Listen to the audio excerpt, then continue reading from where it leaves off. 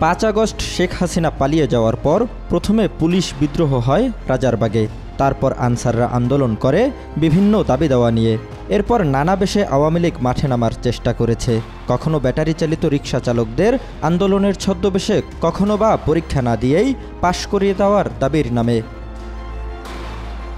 এভাবে দেশ পরিণত হয়েছে একটা বায়নাঘরে।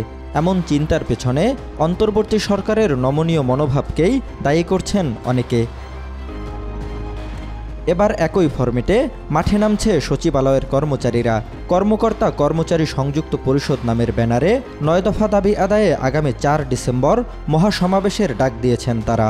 তাদের দাবি বেতন বৈষম্য দূরীকরণ, পেনশন গ্র্যাচুইটি পুনর্বহাল, টাইম স্কেল চালু এবং চাকরির বয়স সীমা ৬২ বছরে উন্নীত করা। পরিষদ হুঁশিয়ারি দিয়েছে, ৪ ডিসেম্বরের আগে যদি তাদের ঘোষিত দাবি পূরণের বিষয়ে পদক্ষেপ না নেওয়া হয় তাহলে তারা ৪ ডিসেম্বর মহাসমাবেশ করবে। এর আগে দেশে আনসার সদস্যদের সঙ্গে শিক্ষার্থীদের সংঘর্ষ, পুলিশের ১১ দফা দাবিতে কর্মবিরতি এবং ব্যাটারি চালিত রিকশা নিষিদ্ধের পর চালকদের আন্দোলনসহ নানা দাবি ও আন্দোলন জনজীবনে চরম দুর্ভোগ তৈরি করেছে। রাজধানীর গুরুত্বপূর্ণ সড়কগুলোতে যানজট ও বিশৃঙ্খলা জনসাধারণের ভোগান্তিকে আরও বাড়িয়ে দিয়েছে। এবার সচিবালয়ের আন্দোলন নিয়ে অনেকেই শঙ্কিত।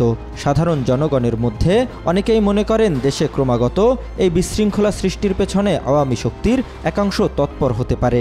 তাদের দাবি, এই কর্মসূচি সরকারের অভ্যন্তরে চাপ তৈরি বা একটি বৃহৎ রাজনৈতিক পরিকল্পনার অংশ হতে পারে। তবে কর্মকর্তা কর্মচারী সংযুক্ত পরিষদের মহাসমাবেশের বিষয়ে সরকারের পক্ষ থেকে এখনও কোনো বক্তব্য দেওয়া হয়নি। জহিরুল ইসলাম, আজ কাল।